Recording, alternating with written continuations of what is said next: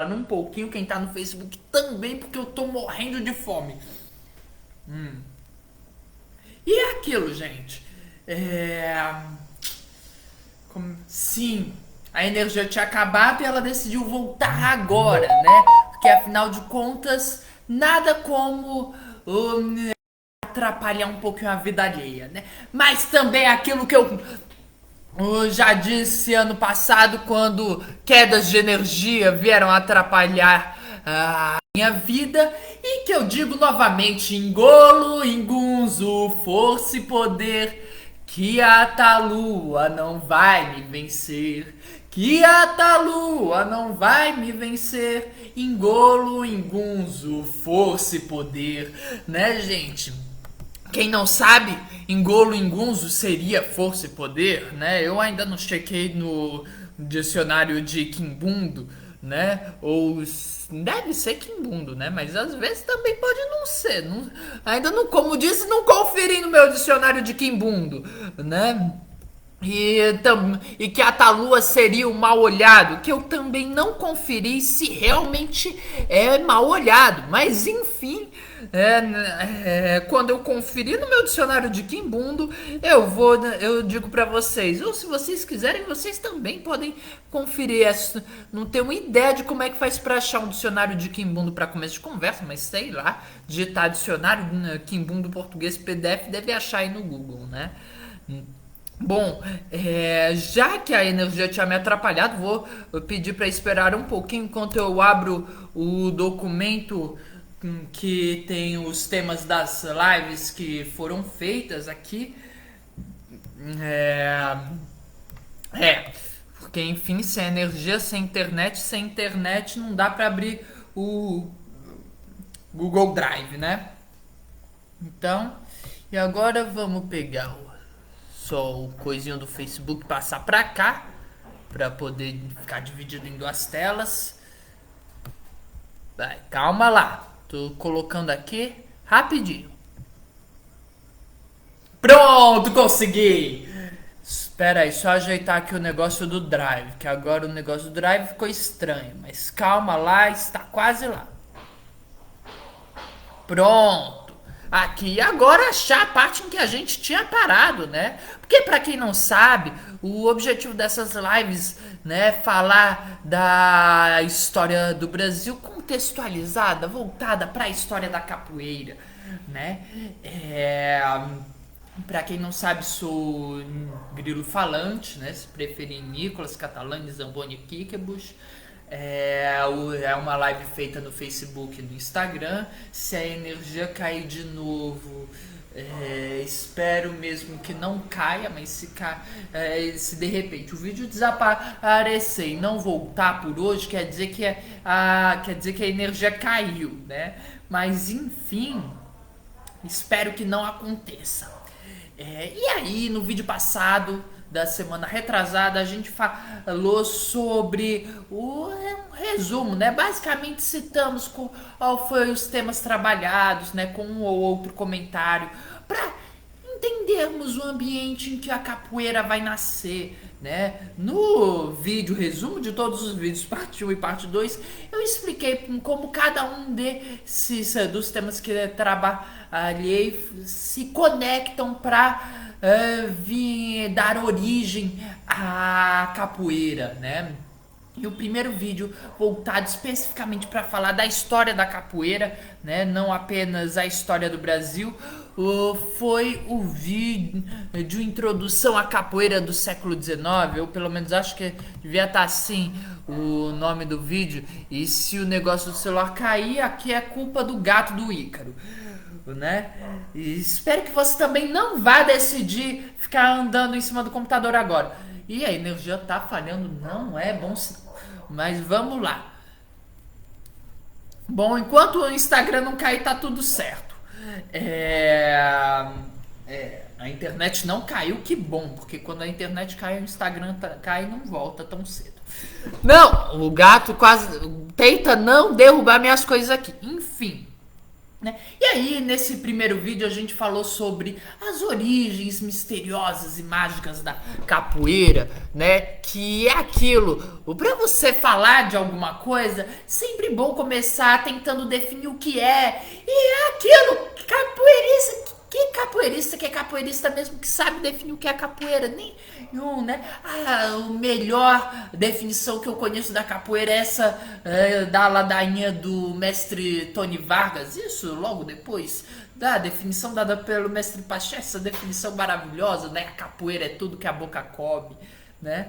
Que particularmente pra mim, que sou autista, diz nada com coisa nenhuma, mas enfim, se o mestre Pacheco disse, está falado, né? E aquela lá, uma vez perguntaram a seu Pachinha o que era a capoeira, e ele, velho mestre respeitado, ficou um tempo calado, revirando a sua alma. Depois pegou seu berimbau e em forma de ladainha. A capoeira é um jogo, é um brinquedo. Tem que respeitar o medo e dosar bem a coragem.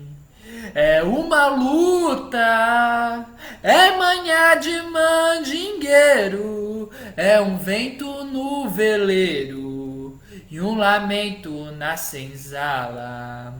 É o corpo arrepiado e um birimbau bem tocado e o riso de um menininho. Capoeira é voo de passarinho, bote de cobra coral, é o grito de zumbi ecoando no quilombo, é se levantar de um tombo antes de tocar o chão. É ódio, é esperança que nasce, um tapa explodiu na face, foi arder no coração.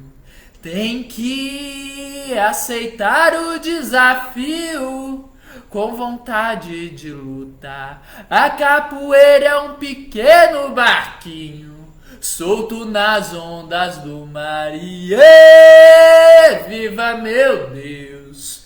Iê, viva meu Deus! Câmara, iê, viva meu mestre!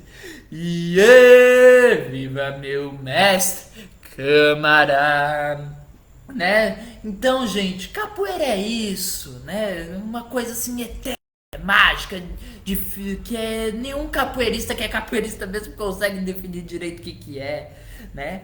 E então, gente, então falar o que é a capoeira não funciona muito bem pra gente que é capoeira, né? E falar quando surgiu funciona ainda menos pra qualquer um que seja pesquisador assim sério, né? Assim, eu tava lendo esses dias um jornal, né? Era a revista da semana. Agora não vai me perguntar qual que era a edição, qual que era o volume, qual que era o ano. Eu lembro que tá entre 1900 e 1959, né? Mais próximo do 1900.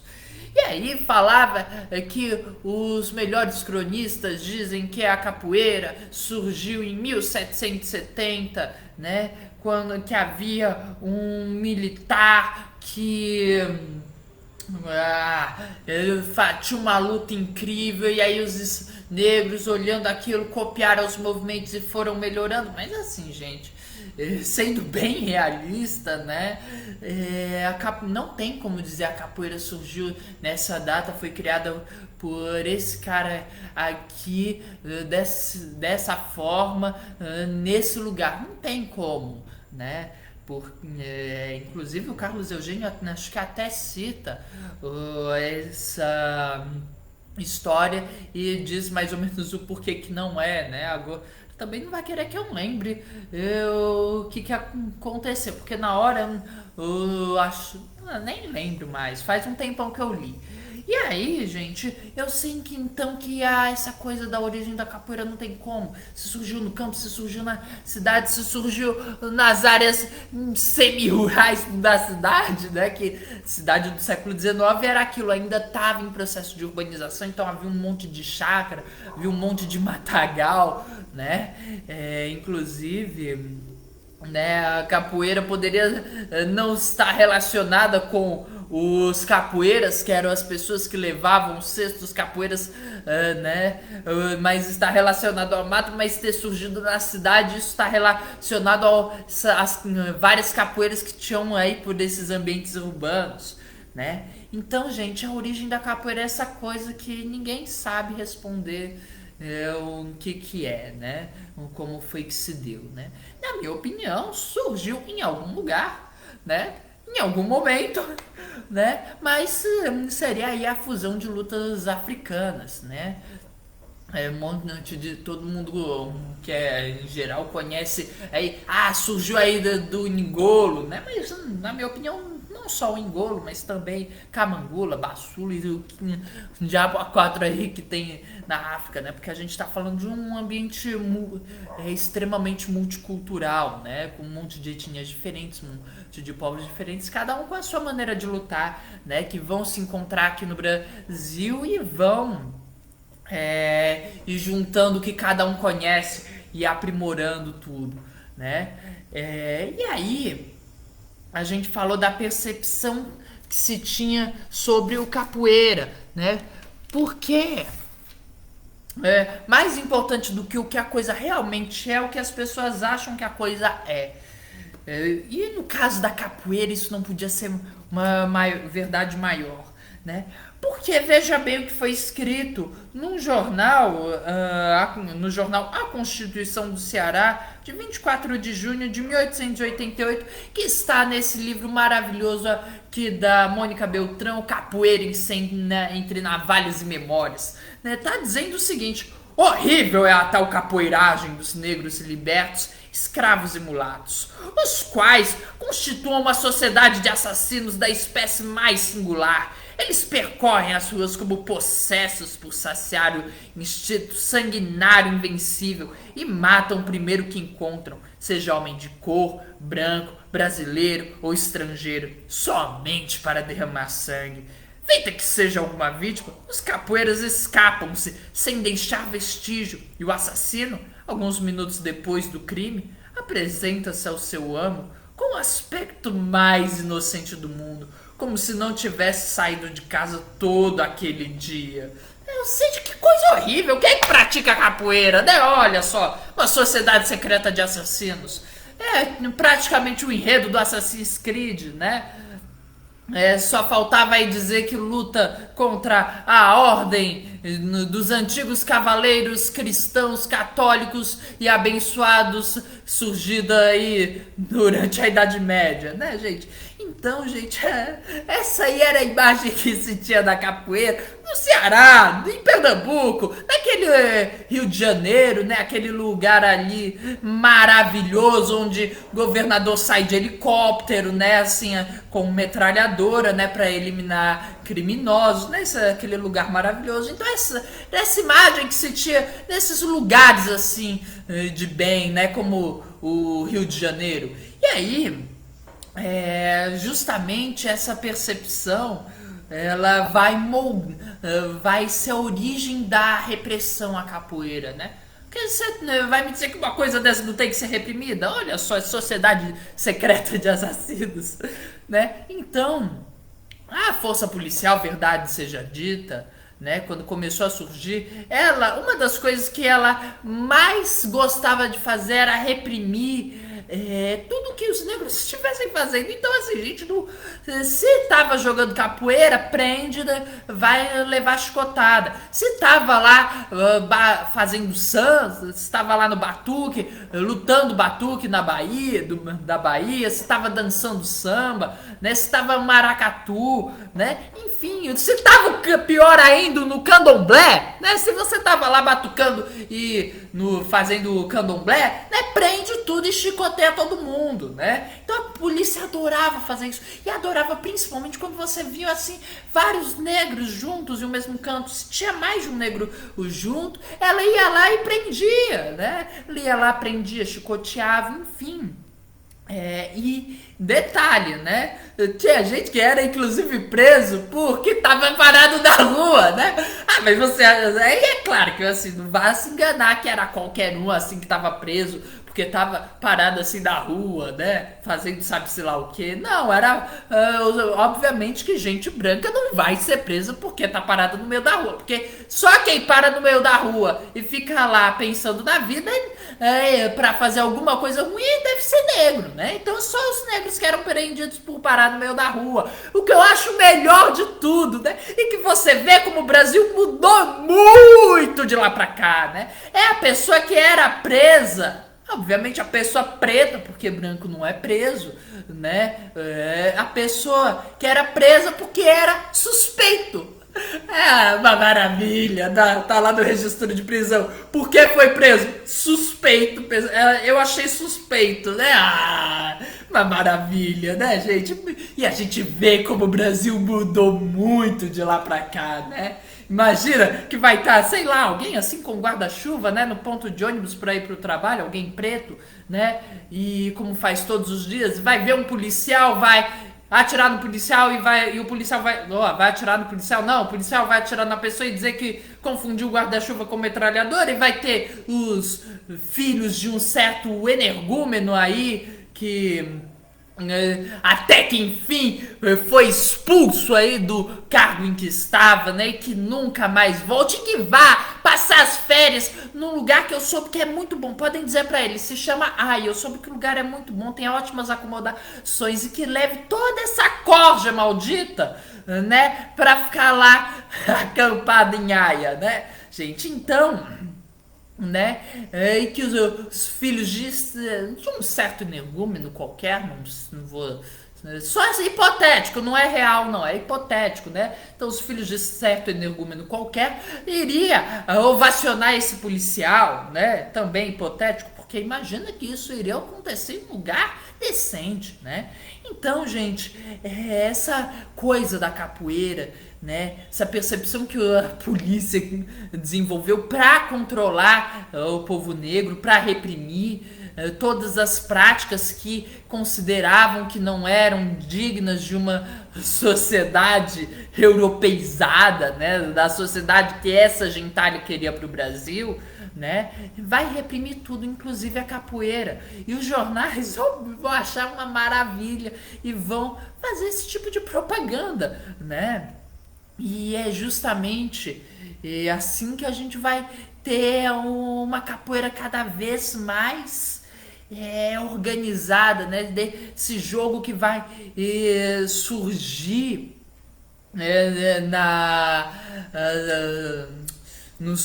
nas freguesias, em torno das chafarizes, né? Enfim, e vai começar a se organizar em maltas extremamente bem organizadas que vão chegar, como a gente vai falar depois, a total impunidade. Que era nada mais do que o justo, porque afinal de contas, inclusive, a capoeira não era proibida por lei durante o Império. A capoeira ela foi proibida por lei pela primeira vez só em 1800, pela primeira e única vez em 1889 pelo Código Penal da República dos Estados Unidos do Brasil, porque nada como ser baba-ovo, né? E foi proibida pela primeira vez no Código Penal da República dos Estados Unidos do Brasil, de 1890, né? E vai ser uma atitude principalmente política, como a gente vai falar mais pra frente, inclusive todas as prisões feitas aí pelo canalha do cavanhaque de aço, vulgo Sampaio Ferraz, quer dizer, Sampaio Ferraz, vulgo cavanhaque de aço, são todas prisões políticas, todas prisões ilegais, antes mesmo de ter um código, né? Então, vai ser todo esse ambiente de repressão que vai formar a capoeira das maltas, né? Então, a gente vai... Isso é uma coisa que é factual, né? Porque em São Paulo... E na Bahia a gente praticamente não tem registro da capoeira, mas a gente sabe que tinha. Na Bahia não é tão perceptível, né? Registro de um ou outro capoeira na Bahia, mas em São Paulo fica bem claro isso, porque a gente tem desde, acho que de antes aí do Brasil ficar independente, a gente tem registro de capoeiras paulistas, né? Lutando contra capoeiras cariocas lá em São Paulo, né? Então, a gente, em São Paulo, que não tem toda essa perseguição, a gente tem uma capoeira muito diferente da que a gente vê no Rio. A gente, inclusive, tem posturas proibindo a capoeira, mas não tem prisões. Então, muito uma questão de como a capoeira foi vista no Rio de Janeiro e foi vista em Pernambuco. Né? Não que capoeiristas não fossem presos em São Paulo, só que eles não eram presos por capoeira, eles eram presos por ferir outra pessoa, eram presos por matar outra pessoa, coisas que muitas vezes nem era o objetivo, né? Porque enfim, capoeira é luta, né? E como qualquer outra luta, acidentes acontecem, né? Acidentes às vezes intencionais, às vezes não, é claro, né? Mas, por exemplo, o caso em que a gente estou falando da questão dos chafarizes, né? E do início, quando começou a falar da questão bairrista da capoeira, né? Uma das coisas que eu falei foi de um caso foi o caso dos, acho que era moleques dos chafariz ou meninos do chafariz, não lembro, mas que se reuniam no chafariz em um exercício aí, o cara tava mostrando a técnica com uma faca que os outros não conheciam e acabou ferindo o outro, né? Inclusive, esses moleques do chafariz tinham um que se chamava João Grande e João Pequeno, né? Que não tem nenhuma relação direta com os grandes mestres João Grande e João Pequeno da capoeira Angola, né? Mas que, enfim, uma curiosidade, coisa curiosa, né? E aí a gente tem aí esse caso em que aí vira caso de polícia, mas que os juízes de São Paulo, mesmo sendo proibido, eu vou olhar e falar assim, não, brincadeira de mau gosto, é brincadeira, mas é brincadeira de mau gosto, mas é brincadeira, deixa pra lá e o cara não foi punido, né? Então, a gente tá. Então é sim uma coisa, questão de muito de percepção, né?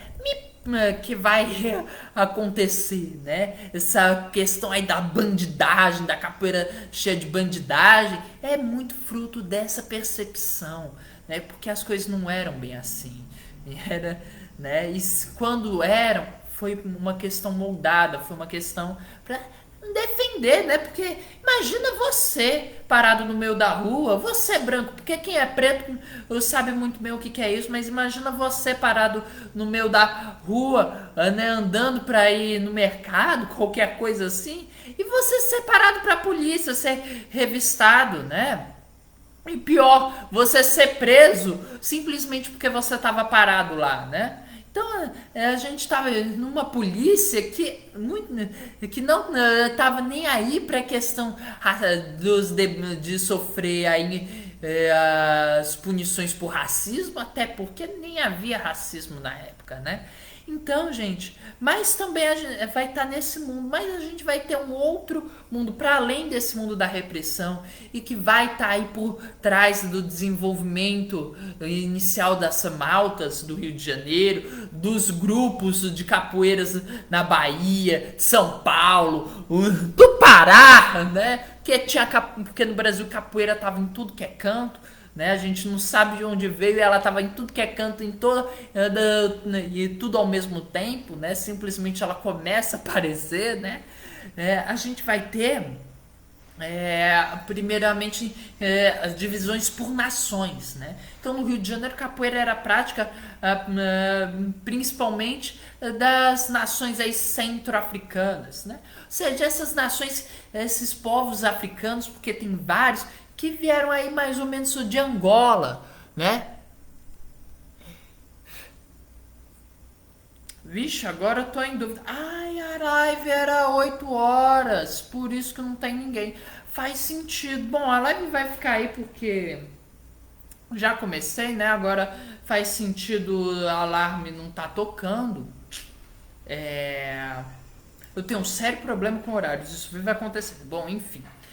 Aí, gente, já comecei, né? Aí as nações africanas, né, vão ter aí uma série de povos africanos vindo para o Brasil, né? E as nações africanas são todas diferentes, os povos africanos são todos diferentes um do outro, muitas vezes inimigos. E uma vez que chegam no Brasil, eles vão perder essa questão dos povos, essa questão de povo A e povo B, muitas vai ser totalmente apagado, pisoteado, mas em compensação a gente vai ter a criação desse termo nações, que não tem nada a ver com povos, são simplesmente termos para saber de onde é que o escravo veio, né? Então, por exemplo, vai ter a nação Caçanja, que Caçanja é o nome de um mercado, né? É simplesmente isso. Então, a gente vai ter essas nações, né? E vai começar a haver rixas entre nações, né? As pessoas de mesma nação vão indo se agrupando, né? E aí a gente vai ter uma outra divisão importante, que vai ser a divisão por província, né? Então a gente tem lá no início do 19 em São Paulo uma briga entre os capoeiras cariocas e os capoeiras paulistas, né? E por fim, a divisão entre bairros, que é um ponto onde todas essas divisões fazem sentido, porque ser o dono de um bairro, controlar um bairro, por assim dizer, significa você ter a prioridade daquele bairro, né? Porque no Brasil, onde a água vivia faltando, né? No Brasil, onde comida vivia faltando, né? Era interessante as pessoas daquele bairro terem o privilégio, terem a preferência para usar os espaços daquele bairro, né? Então, os grupos de capoeiras vão começar a se dividir por bairros e quererem garantir o privilégio de estarem no seu bairro, de poderem usar a água do seu chafariz, de poderem comprar a comida que está no seu bairro, de poderem vender, isso é mais importante, no seu bairro, e poderem esqueci aqui a palavra, poderem oferecer o seu serviço dentro do seu bairro, né? De não vir o cara do outro bairro querer ocupar o meu espaço, né? E aí, isso daí vai ter, a partir disso daí que vai ter toda essa construção das maltas de capoeira, né? Malta que, por sinal, quer dizer organização de malfeitores, é uma coisa assim, um grupo de pessoas mal intencionadas, né? Então, novamente, essa questão aí de como as pessoas enxergavam a capoeira, principalmente no Rio de Janeiro. Então a gente vai ter o conflito dos quarteleiros e valongueiros lá em Santos, originado justamente porque o bairro dos quartéis estava sendo supervalorizado em relação ao bairro do Valongo, né? E aí a gente vai ter os pontos de encontros em chafarizes, que era o ponto onde todo mundo ia buscar água. A gente vai ter as praças das igrejas como pontos centrais, justamente relacionado aí à questão das Irmandades Negras, né? E aos chafarizes também, a própria concepção de onde as pessoas se reuniam, né? Que você vai oferecer seu serviço na praça. Então, você vai vender as coisas em praça, né? Então tá aí por trás de todas essas questões, e aí daí que surgem as maltas do Rio de Janeiro. E aí um outro ponto muito curioso da capoeira, que vai ser extremamente importante para entender a capoeira da segunda metade do século XIX, não sobe em cima do computador e não derruba o celular. Isso, não derrube, não suba. E essa capoeira é a Academia de Direito do Largo de São Francisco, né? Porque a gente vai ter o surgimento de um polo de capoeira por parte dos estudantes dentro dessa academia, A gente, né? Vai tudo começar com o professor Augusto, não sei das quantas, eu lembro que tem Pinto no nome dele, né? Mas enfim, e que era baiano, que lutou na Guerra de Independência. Tá bom que foi do lado dos portugueses, mas lutou na Guerra de Independência, né? Não se sabe se ele aprendeu capoeira na Bahia ou em São Paulo, mas fato é que aí que ele vai começar vai se mudar para São Paulo para dar aula de francês e vai praticar capoeira, vai estar no meio das rodas de capoeira dos negros e dos escravizados em São Paulo. E os alunos dessa faculdade vão tudo junto com ele, né? Inclusive, e aí vai ter o início desse polo que vai ser de onde vai sair o capoeirista que vai ser extremamente importante para falar dessa segunda metade, que é o Grande Duque Estrada Teixeira, né? E aí a gente falou sobre, e aí, né, tinha aquela outra divisão extremamente curiosa, que é a divisão por bandas militares, porque com esse desenvolvimento das maltas, né, a gente vai ter aí e essa da Academia de Direito foi depois da gente falar sobre a questão das bandas e falar sobre o caso do José Essa da Cunha, né, que já vou reexplicar aqui, né, rapidamente.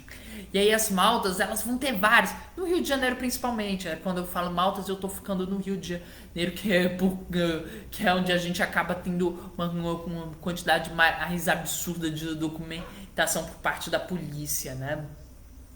E aí as maltas, né, vai ter várias, se dividindo por bairros, né? Vai ter, por exemplo, os franciscanos da freguesia de São Francisco, a malta do Velho Carpinteiro, a malta, né, que aí é de São José, a Flor da Gente, antes malta da Glória, a malta Monturo, né? Então, enfim, a gente vai ter uma quantidade enorme de maltas, né, surgindo e se organizando, divididas aí por freguesia. E durante o século XIX vai acontecer uma coisa muito curiosa. Elas vão basicamente se fundir e formar duas grandes maltas. Elas vão ser todas separadas, cada uma com a sua administração, mas vão basicamente se dividir em dois grandes antros culturais, né? Com práticas incomuns, né? Que são os Guaiamus e os Nagoas, né? E que isso é um ponto extremamente importante para entender toda a política do Segundo Reinado, inclusive, não só a história da capoeira, né?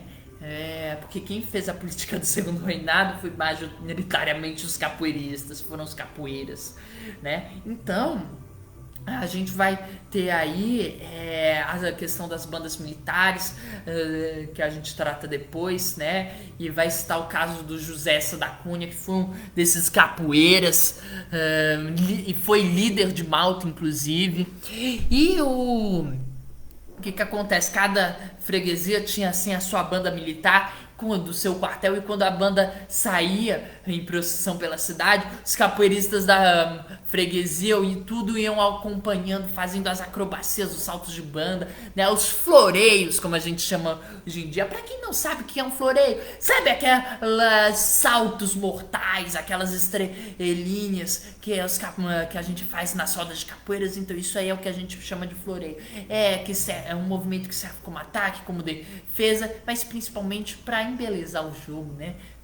Deixar bonito, né? E aí esses saltos de banda então eram feitos assim escancaradamente na frente das bandas militares. O melhor de tudo é que as bandas militares deixavam, porque quando chegavam na freguesia da malta inimiga, e isso na verdade foi uma divisão muito comum em Pernambuco, né? Quando chegava na freguesia da malta inimiga, a malta inimiga atacava a banda, então eles precisavam ter os capoeiristas lá acompanhando para poderem expulsar os inimigos, a malta inimiga, né? E a malta rival. E aí o negócio fica mais curioso, porque no caso que eu apresentei do José Essa da Cunha, né? A banda militar foi bater nos policiais, né? Sacou as espadas e foi bater nos policiais para defender o companheiro deles, né? O José da Cunha era companheiro deles, estava lá toda hora protegendo eles, era companheiro, era amigo, né? Enfim. E aí, depois da Academia do Largo do São Francisco, a gente falou sobre as práticas das maltas.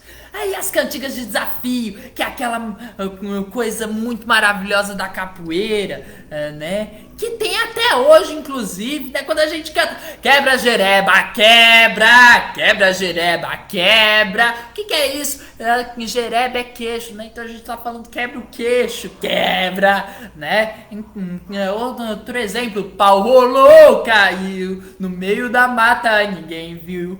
Pau rolou, caiu, ou seja, né? O pau rolou e ninguém tá vendo, né? O que aconteceu dentro da roda fica na roda. Ou então uma que eu achei ainda melhor, assim, essa só canta quem tem coragem, né? Você que é forte, só pensa em pegar peso. Quero ver entrar na roda e mostrar que é forte mesmo. Você que é forte, só pensa em pegar peso. Quero ver entrar na roda e mostrar que é forte mesmo. E por aí vai, né? Por aí vai, né? E antigamente tinha muito isso, né? Antigamente as maltas, quando iam se encontrar, cantavam, né? Músicas. Então, era, por exemplo, agora eu não vou lembrar, né? Era... abre a porta, acende a luz. Abre a porta, acende a luz. Assim... era uma coisa assim, abre a porta, acende a luz, no pé do bom Jesus, quero ver morrer na goa. Mas eram coisas assim, quero ver morrer na goa. A Guaiamu tá reclamando que Manuel Preto já chegou, né? O Manuel Preto, grande capoeira. Vivo o quarto, morro Espanha, cabeça seca é quem apanha, né? E por aí vai. E além dessas cantigas de desafio pra, né? Na roda de capoeira pra pedir um jogo duro, né? Um jogo de luta mesmo, né? Esse jogo mais pra cima, que nessa época era pra dizer basicamente o seguinte: a nossa morte é melhor que a sua, né? Para além dessas cantigas de desafio, as maltas vão desenvolver outras práticas próprias, né? O uso de cores, os guaiamus usavam vermelho, os nagoas usavam branco, né? E aí é aquilo. Derrama, o Nagô vai na taverna dos Guaiamu, derrama o vinho, bebe a aguardente, pisoteia o vinho, joga a aguardente pro cima, né? Dizer, o que eu faço com essa cor, né? E por aí e vai nessas provocações que eles tinham, né? E que isso inclusive era ritual de incursão de malta, quando isso ocorria sempre mais ou menos dessa forma, que era o ritual para começar a incursão, né? Era o ritual para começar o conflito, porque era inclusive conflito combinado, né? Aí a gente falou dos assobios, que é outra coisa maravilhosa. Os capoeiras, eles passavam códigos com assobios, né? Era uma coisa incrível. Esses capoeiras aí do Rio de Janeiro, de São Paulo, eles tudo iam passando código com assobio. Literalmente o Assassin's Creed, gente. Eu não sei o que o Assassin's Creed não aproveita e faz logo o jogo Assassin's Creed do Brasil usando capoeira. Tem até o subiu pra chamar o povo, pra passar o código pro povo. Então você vê, né? É realmente uma sociedade de assassinos secretos, né? E aí a gente, além de tudo, tinha o que? Os capoeiras sineiros, os capoeiras que subiam no alto das igrejas pra tocar sino fora de hora, né? Que era inclusive uma forma de dizer que o território era dele, né? De reafirmar o território. E a questão das armas, que a gente falou também, né? Que aí no início não vai ter essa formatação da navalha como arma do capoeira. Isso só surge depois, quando começa a vir em massa portugueses para o Brasil. A gente tem a introdução de portugueses na capoeira, os portugueses, desses portugueses pobres. Porque você sabe, se você é descendente de italiano, português, alemão, não importa. Se sua família veio para o Brasil, te garanto que era os pé rapados que tinha na Europa, né? E justamente esses esses portugueses pé-rapados eram tudo faquista, eram tudo navalhista, né? E aí com eles tem essa introdução da navalha, né? E aí a gente fez as duas erratas, né? A primeira foi sobre a catequese e a religião dos Tupinambá, porque eu tinha dito que os índios, eles aceitaram as catequeses para as reduções para fugir e evitar o bandeirantismo, mas depois descobri que não era só isso. Porque a gente também tem aí a questão da religiosidade do Tupinambá, como eu expliquei, né? Isso foi depois de falarmos sobre a Guerra de Independência da Bahia. E a escravidão entre os indígenas, né? Que aí eu expliquei aqui a questão de que eu falei que índio não ia praticar escravidão até os portugueses chegarem, e não era bem assim. Não que eles praticassem, eles tinham um regime que os europeus identificavam como escravidão, mas não é bem escravidão. E isso foi depois de falar da greve negra da Bahia. Enfim, depois de falar toda essa concepção das maltas, a gente chegou nos personagens e nos eventos importantes em que a capoeira se meteu. A gente começou falando do Marromagar do Bacoaquá, que não era capoeirista, né? Isso porque a gente já falou de outros personagens da capoeira, dos momentos, né, como Aidê, Camugirê, Zumbi, o Quilombo dos Palmares, não que fossem capoeiristas, mas se a lenda diz que né, a história, como diz o Eduardo Bueno, né, que eu, por sinal, adoro, apesar de, sei lá, não ser comunista que nem eu, né? Apesar de que eu não sou entre comunismo e anarquismo, os dois acho incrível, realmente melhores que o regime capitalista, né? Eu adoro ele, né? E como ele diz, a história é uma fabulação, né? E o que importa então mais do que o fato aqui é a fabulação. Então Zumbi era capoeirista, se quer ver dizer que não, né? Assim, brincadeira à parte, né? Essa coisa da história oral, da lenda, né? Tem sua importância, né? Principalmente quando a gente fala aí de prática popular como a capoeira. A vida e aí o Marromagar do Bacoaquá, ele não era capoeirista, mas é o único escravo que foi escravizado na África, que veio. É o único escravo do Brasil que deixa o registro escrito que é ser escravo no Brasil, que o resto é o que os outros disseram. O Bacoaquá diz o que era para ele, qual foi a vivência dele, essa vivência horrível, horrorosa, como ele bem demonstra, né? Enfim, aí a gente falou das guerras de independência da Bahia, né? Que a gente sabe que teve pelo menos o capoeirista, né? Que foi o professor Augusto qualquer coisa Pinto, né? Que tá certo que ele não lutou do lado do Brasil, mas ele participou, isso que é importa. E tá certo que a gente também não sabe se ele já era capoeirista, se ele aprendeu na Bahia, mas também não importa. O que importa é que ele foi capoeira e que ele participou, né? E aí, depois da Guerra de Independência da Bahia, a gente falou sobre a rebelião dos soldados estrangeiros de 1828, que nós capoeiras, estivemos lá também. Inclusive, a história seria completamente outra se nós não estivéssemos lá, porque foram os capoeiras que começaram a meter a surra nos soldados irlandeses, né? Claro que a gente teve a presença dos militares não rebelados no meio dessa história, né? A gente teve a presença das forças nacionais, mas a gente tem aí uma presença fortíssima dos capoeiras reprimindo essa rebelião, porque eles eram inimigos desses soldados holandeses, irlandeses, eram inimigos todos deles, né? Eles tinham uma briga entre eles, né? E aí uma briga que com certeza o motivo é racismo desses soldados, né?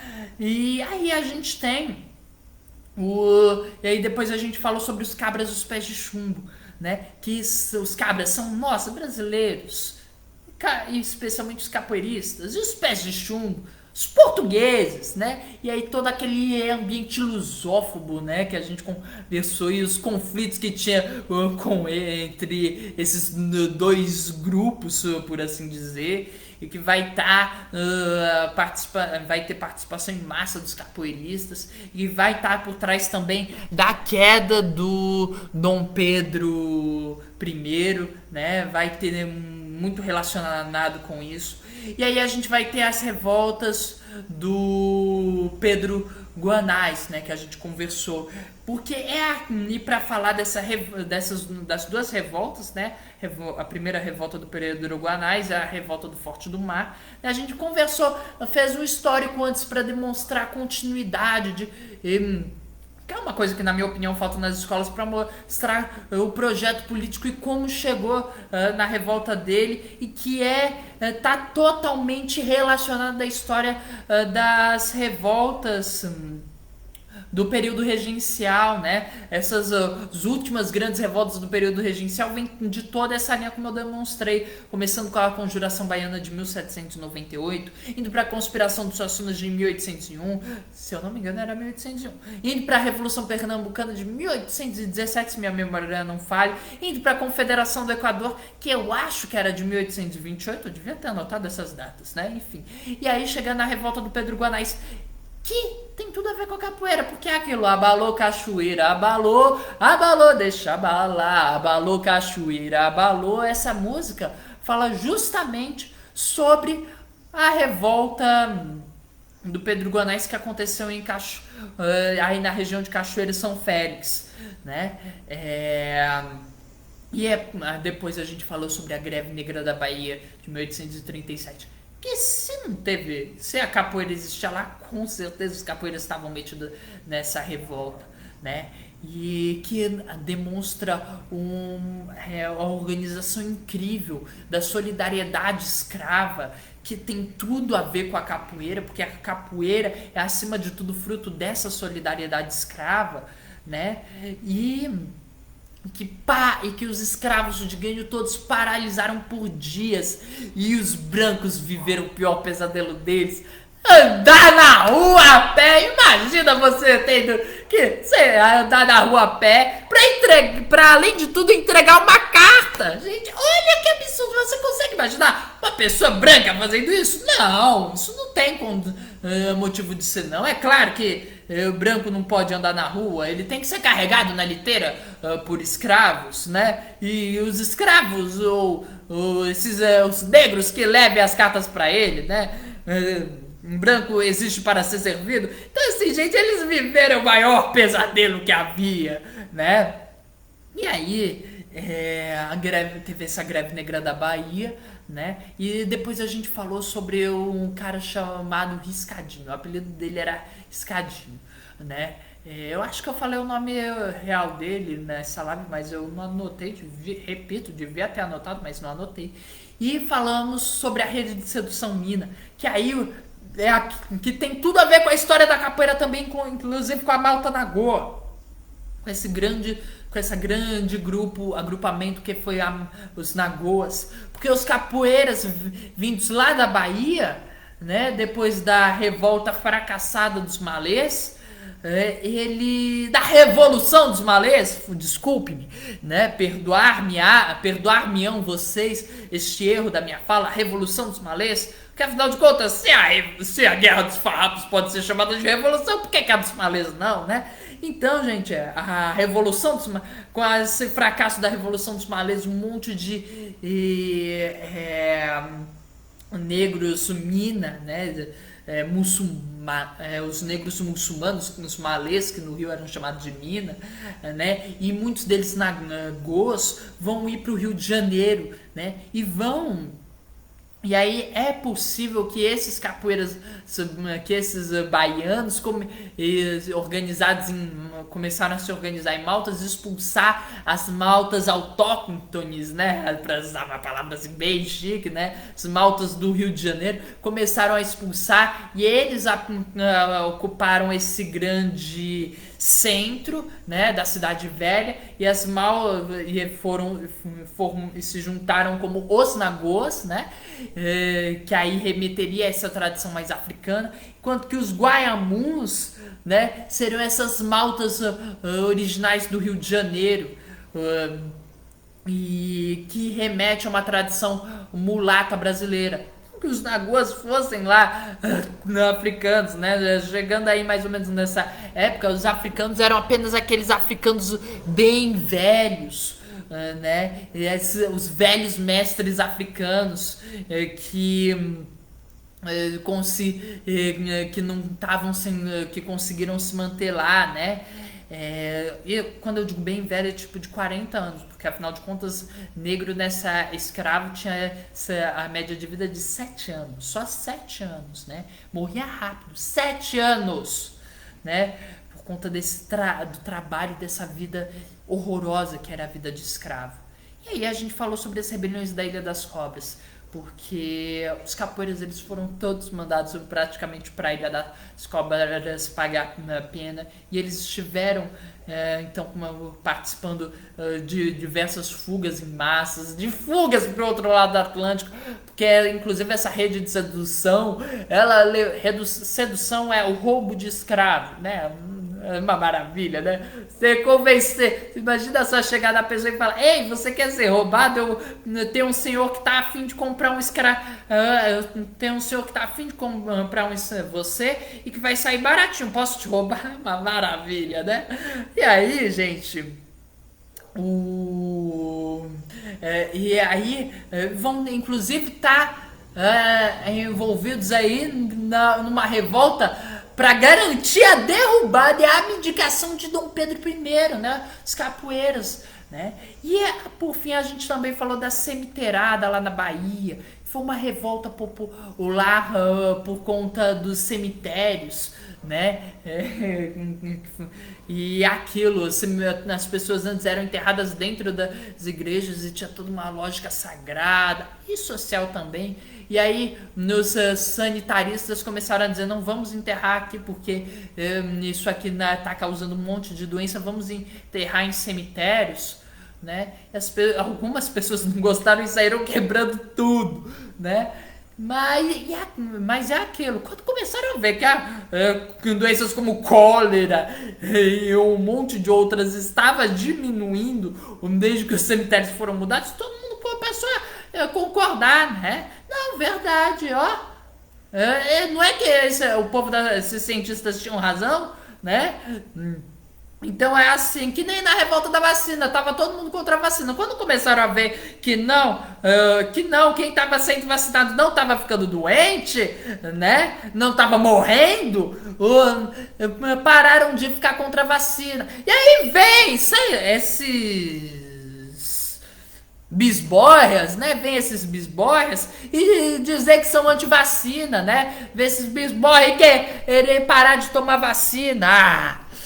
E aí você vê o que é a diferença, sim, no aspecto intelectual, porque a pessoa, porque todo mundo era anti-vacina e quando viram que quem tava tomando vacina não tava doente, parou, né? Agora essa gentalha aí tá vendo que todo mundo tá tomando vacina, que o Covid tá acabando e quer ser antivacina, né? Enfim, gente, então a gente falou da cemiteirada e para terminar falamos, né, sobre o Machado de Assis, que era esse cara, aquele cara maravilhoso e genial que eu adoro, né? Porque afinal de contas, o Machado de Assis, né, foi negro, foi mulato, foi pobre, foi epiléptico, que na época era doente mental, né? E ele se tornou o maior escritor do Brasil, né? Um dos maiores escritores do mundo, né? E inclusive muito melhor que aquele tal José de Alencar, que além de tudo era escravocrata e disse: se acabarmos com a escravidão, o que será dos nossos negrinhos, né? Só motivos para detestar José de Alencar e amar Machado de Assis, né, gente? Então é isso. Por hoje é só. A Betânia, que chegou faz pouco tempo, vou explicar aqui rapidinho pra ela, né? Acontece que a energia caiu, aí eu fiquei meio aperreado, porque tava com fome para começo de conversa e sem energia não dá para eu fazer comida, né? Tive até que pedir uma pizza pra 9 minutos, menos de 10 minutos depois a energia querer voltar, né? E aí eu acabei me aperreando e não vi que não percebi que a live só começava 8 horas e não era 7. Aí eu acabei trocando os horários. Mas enfim, gente. Acontece, né? Então, até a próxima semana. Né? Peraí, deixa eu ver. Eita, o negócio do Facebook não tava aqui. Ó, contra Mestre Fly, não vi seus comentários porque o negócio não tava aparecendo aqui. Vi agora. Aí vou ler aqui um monte de comentário que o contra Mestre Fly mandou, né? Boa noite aos mais velhos, lembrando que o ato de vadiação era proibida somente ao povo preto e pobre, pois ela era liberada à prática como ginástica nacional em recintos fechados nas Forças Armadas através do Zuma Bularmark e registros sobre capoeiras já rastreados e divulgados. Existem em vários estados, inclusive no Rio Grande do Sul no século XIX. Né? Zuma Bularmark, para quem não sabe, foi inclusive ele plagiou o Rafael Lotus, que era mulato, não era exatamente pobre, mas era mulato, evangélico e desordeiro, né? Vivia se metendo, vivia brigando, né? Inclusive ele plagiou o Rafael Lotus, né? Para quem não sabe, tem a... Tava vendo inclusive isso agora. Vou até achar que qualquer jornal que tem a reportagem do Rafael Lotus. Era no Jornal à Noite. Cadê aqui? Jornal à Noite, cadê? Eu tenho aqui. Pronto, número 1477 de 31 de... qualquer coisa, o ano não tá aparecendo aqui não no arquivo, mas o que ele diz é exatamente o texto que tem lá no Ginástica Nacional. E o Zuma era tipo criança quando essa reportagem saiu, então ele meio que tem aí esse plágio, né? Isso é uma coisa muito importante. Essa vadiação era proibida aí já no tempo da República, né? Porque antes a vadiação não era proibida, ela só era reprimida. E quando a República foi feita, capoeira foi proibida, a vadiação também foi proibida. Então era proibido você não ter emprego, como se você, desempregado, não tivesse emprego porque quer, né? Essa lógica capitalista horrorosa da meritocracia, inclusive.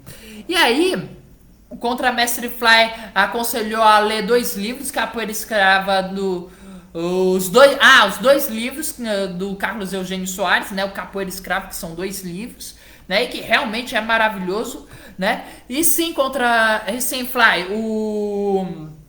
você tinha a prática da acrobacia acompanhando as bandas de música.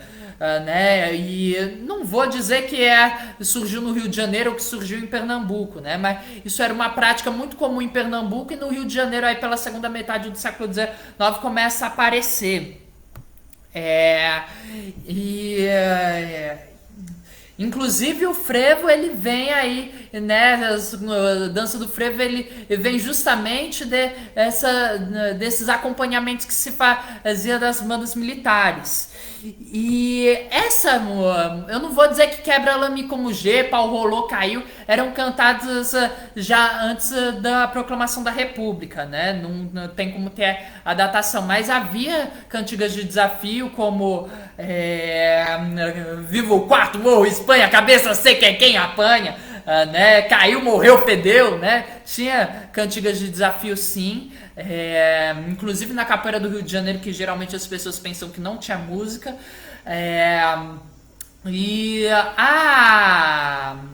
Agora, por exemplo, o Pau Rolou, Caiu, né? É uma música que, se não se não é do batuque, era compartilhada com batuque, né? Então aí tem esse Pau Rolou, Caiu, né? Para quem não sabe, batuque era uma luta lá da Bahia, que foi praticada no início do século XX, final do XIX, né? Ainda quero ler mais sobre o batuque para entender melhor como é que era, mas é mais ou menos nessa época. Inclusive o pai do Mestre Bimba, ele era campeão da luta do batuque, né? E, bom, quanto à Guerra dos Farrapos ser uma revolução, né? O resultado foi a independência do Estado, passando a ser chamado de República do Rio Grandense. Cadê aqui? República do Rio Grandense, ao invés de província de São Pedro. Bom, essa história da província de São Pedro eu não conhecia. Agora, quanto a ser uma revolução, aí eu já vou discordar, né? Qualquer dia a gente pode conversar melhor, Fly, sobre isso, porque foi mais ou menos o seguinte: foi aquela rebelião que dos estancieiros que mudou muita coisa, né? Foi uma revolta principalmente para mudança do imposto, né? Que isso conseguiram. Eles conseguiram separar o Rio Grande do Sul por 10 anos, mas enfim, depois a gente conversa, porque daqui a pouco o Instagram vai cair. E vou ler o último comentário aqui para encerrar, que daqui a pouco o Instagram cai. Não se pode menosprezar a luta de um povo independente do resultado. Houveram várias mortes, uma luta das mais sangrentas, fora a dizimação dos lanceiros negros, que foi o maior e terrível massacre do povo preto. Concordo plenamente. Não é no objetivo de desprezar, não, que eu falo que a Revolução Farroupilha não foi revolução, né? É numa questão mais terminológica, mas que, enfim, né? E que na prática mesmo não revolucionou, né? Não gerou essa mudança radical, né? Mas depois a gente conversa, porque daqui a pouco o Instagram vai cair, né, gente? Então por hoje é só. Esse vídeo vai estar no meu canal do YouTube Papo com Grilo dentro de uns 15 minutos. E aí eu vou conversar melhor com você, Fly, sobre essa questão, né? E para quem quiser ficar sabendo dos meus motivos, tem aí o meu vídeo da Guerra dos Farrapos, em que eu explico isso. Então por hoje é só. Até a próxima semana, em que a gente vai falar sobre a Guerra da Cisplatina, que tem inclusive a ver com a Revolta dos Farrapos.